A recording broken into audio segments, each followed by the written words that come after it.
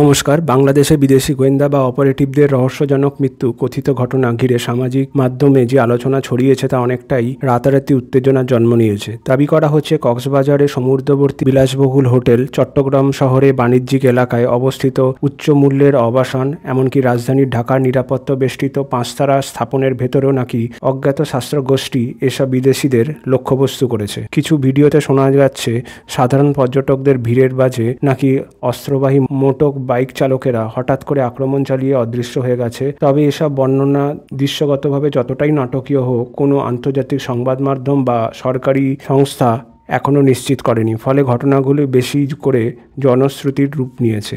গল্পগুলো বিস্তার এমন এক সময় ঘটেছে যখন কক্সবাজারের রোহিঙ্গা শিবির, মিয়ানমারের অস্থিতিশীল উত্তরাঞ্চল এবং বঙ্গোপসাগরের চীন আমেরিকার প্রতিদ্বন্দ্বিতা নিয়ে দক্ষিণ এশিয়া ভূ রাজনীতি অত্যন্ত তপ্ত।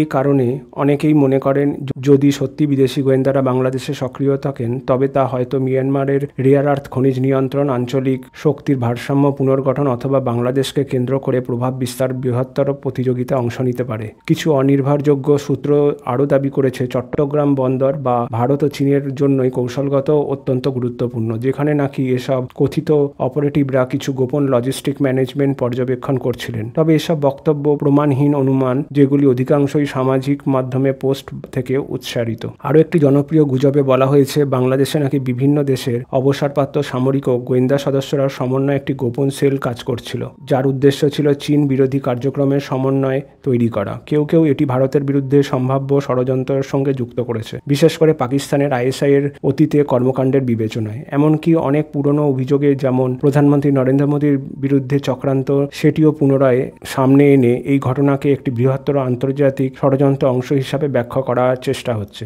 বাস্তবে এই গল্প কোনোটি নথিভুক্ত তথ্য বা সরকারি বিবৃতির দ্বারা সমর্থিত নয়। অপরদিকে ভূ রাজনৈতিক পরিমণ্ডল আরেকটি তত্ত্ব ঘুরে বেড়াচ্ছে, চীনের সম্ভাব্য প্রতিশোধমূলক তৎপরতা।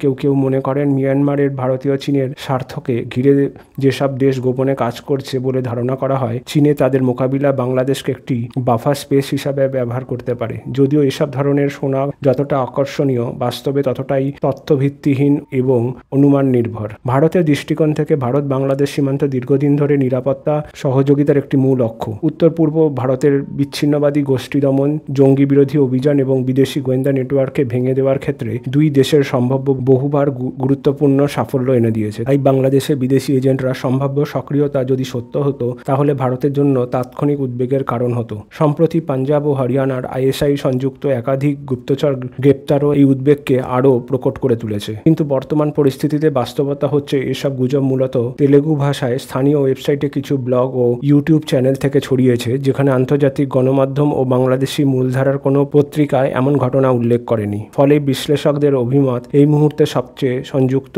অবস্থান হলো অপেক্ষা ও নজরদারি। দক্ষিণ এশিয়ার মতো জটিল ভূ রাজনৈতিক এলাকায় গুজব, অসত্য তথ্য এবং অনুমান অনেক সময় বাস্তবতার চেয়ে দ্রুত ছড়িয়ে পড়ে। রাজনৈতিক উত্তাপ, সীমান্ত সংকট এবং বহুপাক্ষিক প্রতিযোগিতার মাঝে এসব দাবি আরও উস্কানি পায়। যথাযথ সরকারি তথ্য প্রকাশ না হওয়া পর্যন্ত এসব দাবি গুজবের স্তরেই রাখা উচিত, বাস্তবে ঘটনা হিসাবে নয়।